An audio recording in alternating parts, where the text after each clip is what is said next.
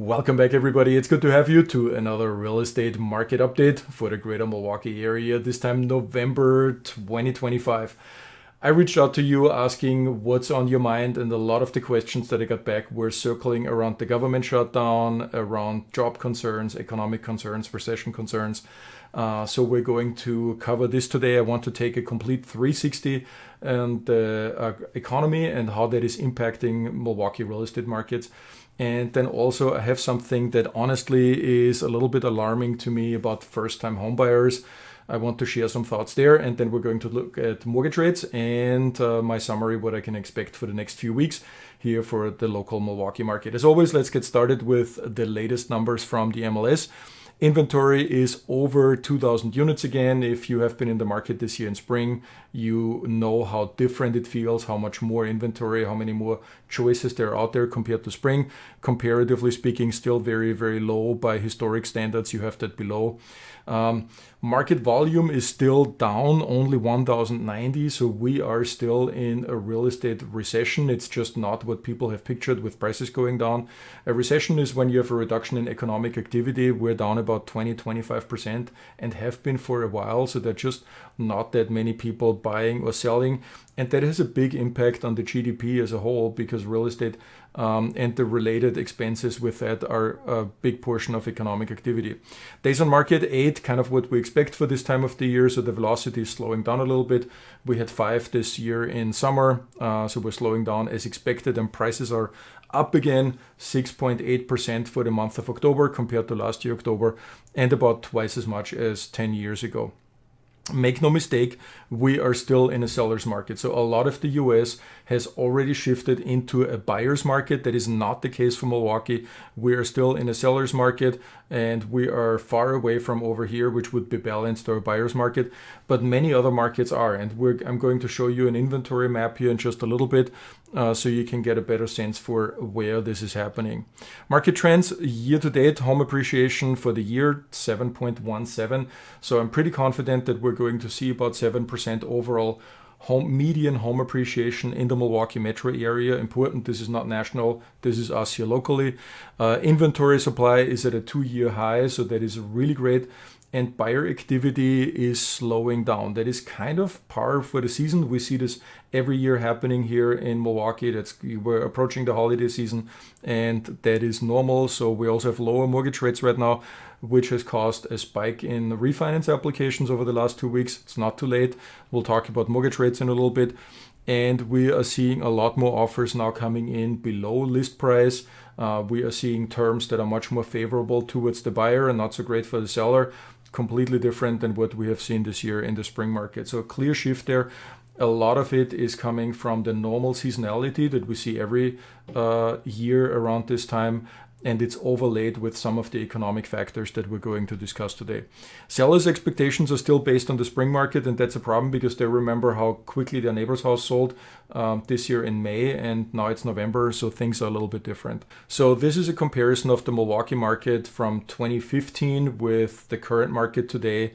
In yellow, you have 2015, in blue is 2025. And then you have here on the left side, you have prices. So this is from $0 to $60,000. And then we got 200,000 here, 500,000, and then million and $1.5 million down here. So the first thing that you notice here is how big the market used to be in yellow overall in volume compared to where we are right now. So that's pretty obvious. We have a lack of listings under $200,000 that has just vanished over the last 10 years. It's not happening anymore. Very little here. Most of the volume has shifted in this middle segment between $200,000 and $500,000, and quite a bit is breaking up here all the way to $650,000. This is where we're currently sitting with new construction. So this is the big picture, how the market in Milwaukee has shifted over the last 10 years, how prices have changed. And I think big picture thinking is very important when it comes to real estate and when it comes to the financial planning of your life. So that also ties into what I want to talk about with first-time homebuyers. I have some data to share there. That is actually quite worrisome to me. And this chart here provides the backdrop and the context that you need for that. So keep that in mind. Before we get there, something else. We are celebrating this year 500 closed transactions. So I have seen a lot of things that can go sideways in a transaction and how to fix it, but even better, how to anticipate issues and avoid them from happening in the first place. That's the reason why I'm bringing this up, is if you want to tap into this, then I would love to talk about your moving plans. Bring me in early in that discussion, because then I can help you a lot more than if you're just ready to write an offer or list your home, if I can help you with the strategy. Most people reach out to me with an email. You have my email address here, m.auerbach@kw.com, but you can certainly give me a call. Just don't be surprised if I pick up, because that's actually what I do.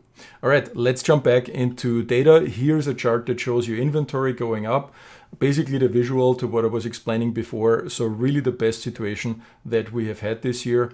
Prices are coming down seasonally, so this is what's expected. I can already tell we're moving further down here in November.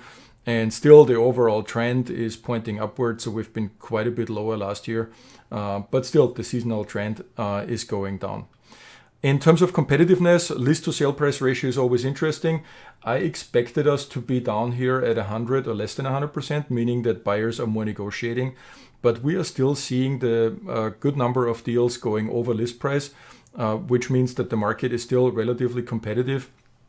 And we're not seeing this coming down as much as I would have anticipated it.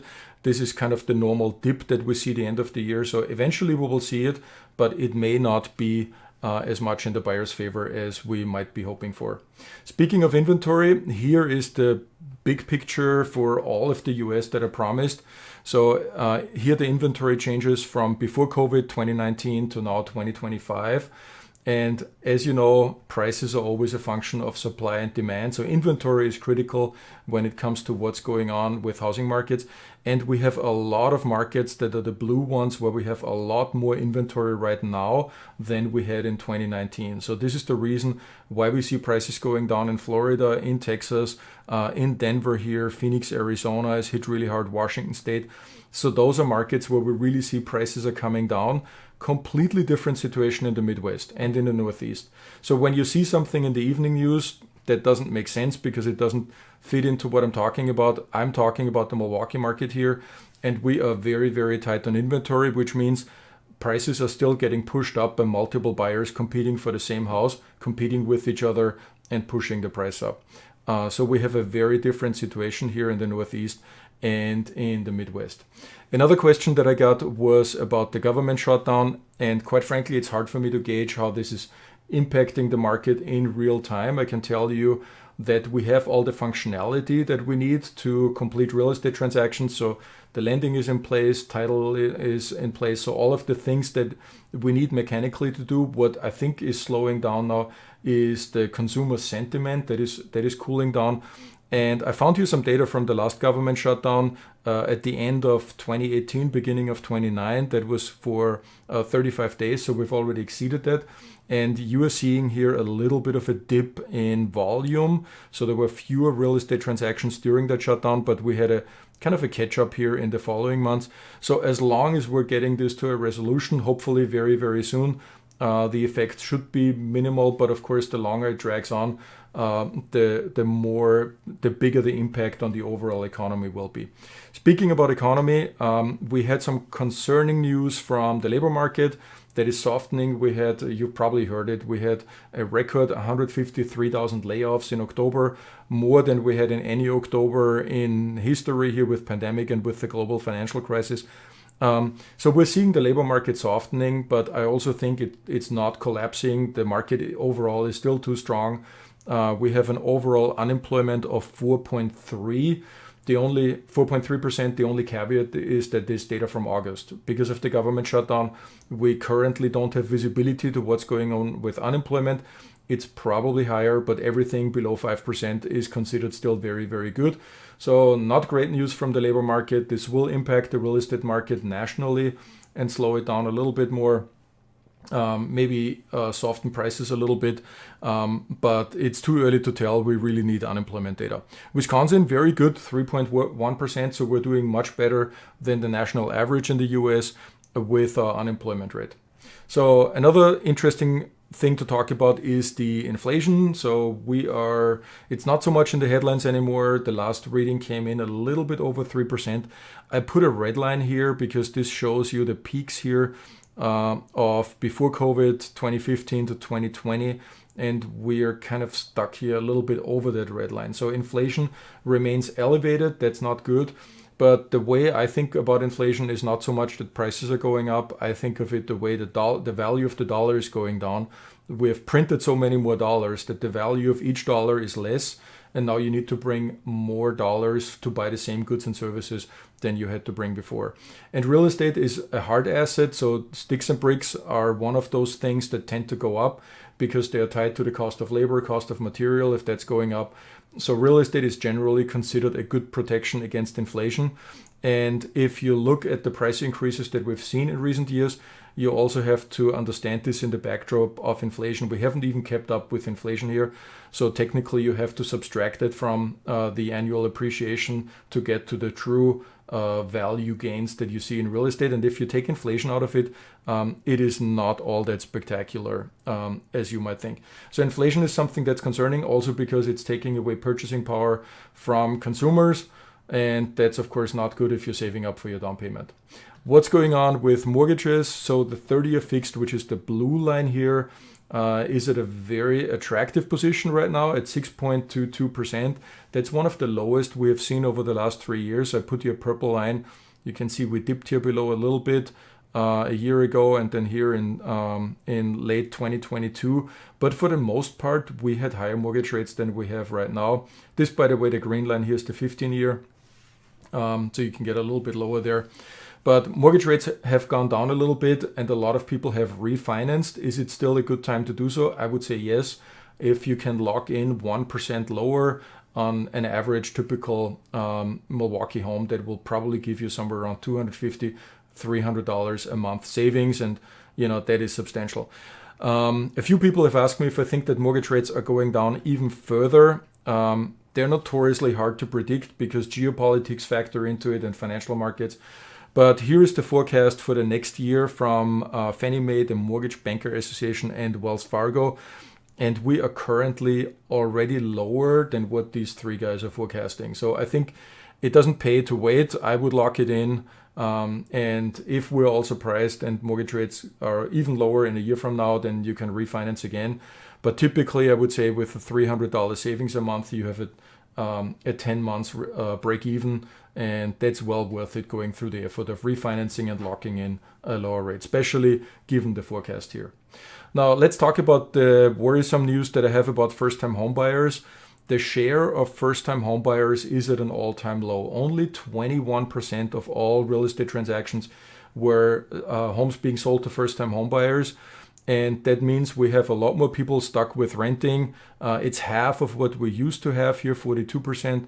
Now we're down to 21%. And mind you, this chart goes back all the way to 1981. So that is really worrisome for us as a society because it means that the share of people owning a home is actually declining and more people are renting. And the reason why I'm worried about this is because there is such a huge wealth gap between homeowners.